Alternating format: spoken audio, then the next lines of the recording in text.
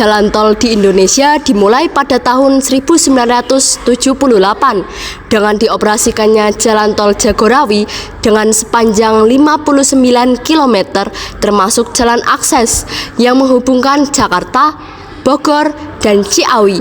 Pembangunan jalan tol yang dimulai tahun 1975 ini dilakukan oleh pemerintah dengan dana dari anggaran pemerintah dan pinjaman luar negeri yang diserahkan kepada PT Jasa Marga sebagai penyertaan modal. Selanjutnya PT Jasa Marga ditugasi oleh pemerintah untuk membangun jalan tol dengan tanah yang dibiayai oleh pemerintah itu sendiri.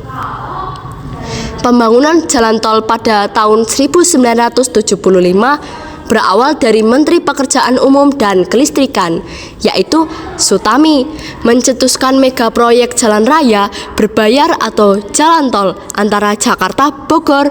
Kemudian pada tahun 1987, pihak swasta mulai ikut berpartisipasi dalam investasi jalan tol ini sebagai operator jalan tol dengan menandatangani perjanjian kuasa pengusahaan atau PKP dengan PT Jasa Marga pada tahun 1995 hingga 1997.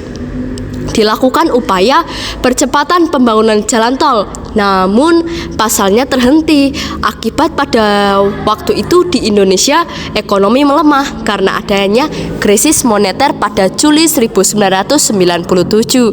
Sebelumnya, pada tahun 1955, Raden Sudiro yang merupakan wali kota Jakarta saat itu mengusulkan pembangunan jalan tol, namun ditolak sebagian besar dewan karena khawatir akan mengganggu arus lalu lintas.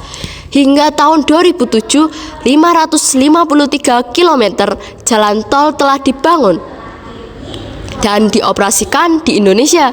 Dari total panjang 418 km jalan tol dioperasikan oleh PT Jasa Marga, 135 km sisanya dioperasikan oleh pihak swasta lain. Pemerintah telah meningkatkan alokasi anggaran infrastruktur hingga 1.739 triliun dalam 5 tahun terakhir.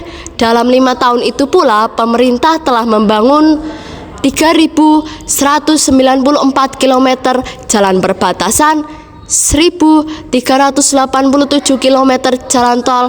Target pemerintah selanjutnya ialah membangun jalan tol sekitar 4.700 hingga 5.200 km pada 2024 yang akan datang. Di era Jokowi, membangun jalan tol pertama di Pulau Kalimantan. Ruas yang dimaksud tentunya adalah tol Balikpapan Samarinda sepanjang 97,27 km dan mulai beroperasi pada 17 Desember 2019. Di tahun 2023, Jokowi mengembangkan inovasi baru pengganti e-tol, yaitu teknologi MLFF, merupakan suatu terobosan layanan transaksi di jalan tol tanpa adanya sentuh otomatis.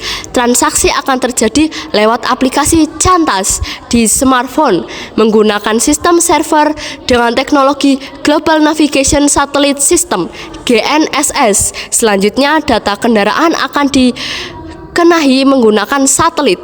Dampak dari pembangunan jalan tol adalah semakin mudahnya akses transportasi antar daerah sehingga lebih efektif dalam segala hal.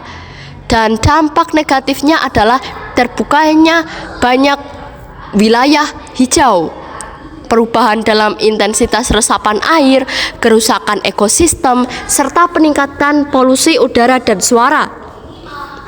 Dapat menyebabkan perubahan iklim, musim panas berkepanjangan, banjir, dan masalah kesehatan akibat polusi udara. Manfaat jalan tol diantaranya ada: 1. Keterjangkauan daerah. Dengan adanya jalan tol, akses ke daerah tersebut menjadi lebih mudah. 2. Mempercepat waktu perjalanan kendaraan, meningkatkan pertumbuhan ekonomi. Itu merupakan poin yang ketiga. Dengan adanya jalan tol, ekonomi daerah pun akan naik. Contohnya Provinsi Banten. Pendapatan daerah Provinsi Banten naik dengan adanya jalan tol Tangerang Merak.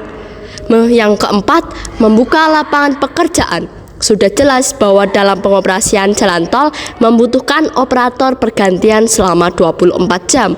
Hal ini akan turut membantu membuka lapangan pekerjaan di Indonesia. Yang kelima, memberikan pendapatan bagi warga negara.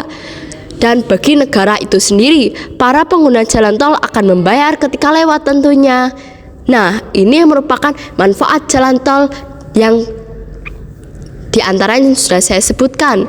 Jalan tol di Indonesia merupakan perkembangan teknologi dalam bidang transportasi.